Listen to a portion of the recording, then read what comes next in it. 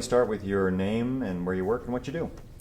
My name is Philip White. I'm a senior consultant for Nator Partners. We're a full source-to-pay spend management consulting firm. Okay. And in your opinion, what are the top ways that procurement professionals should look to add value to their organization?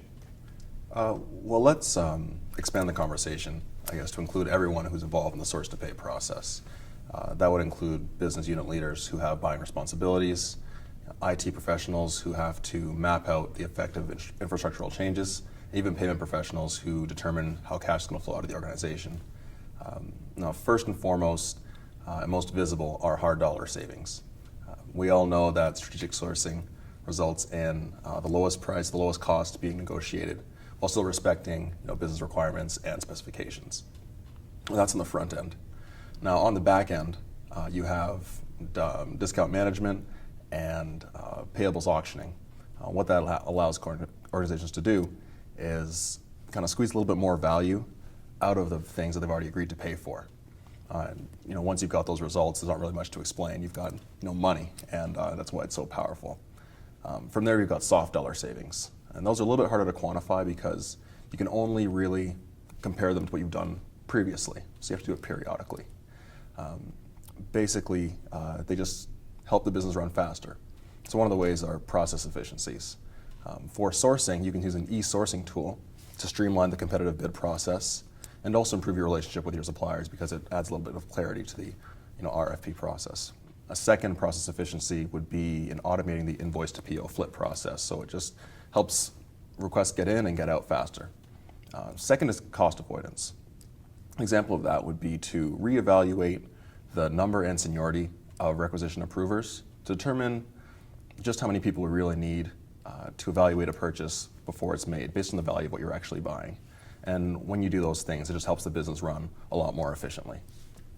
Okay. And now, are there any methods that require soft skills that come to mind? Definitely. When you're dealing with things that are so objective, you definitely have to have soft skills as well. And communication is definitely the first thing. And really, that involves selling the first two concepts you just talked about to people who aren't really involved in the buying process. So, HR, marketing, IT, facilities, they're all incented and compensated very differently. So you need to speak their language to get buy-in to a process they're not involved in, and they're people you don't work with every day. So, for example, for marketing, if you explain that getting a new contract with a different vendor allows them to do more creative things more often with the same or even less money, that might resonate a little bit better. For facilities, if you say, let's get an electronic approval process in place, that'll allow you to get your maintenance project started a lot faster and helps you plan your work out a lot more effectively. I guess the last one kind of ties in communication, but it's change management. And that's basically just determining how long it will take to get a decision or get a plan implemented. And on top of that, the training, communications, and implementation work that you need to do to get all that done.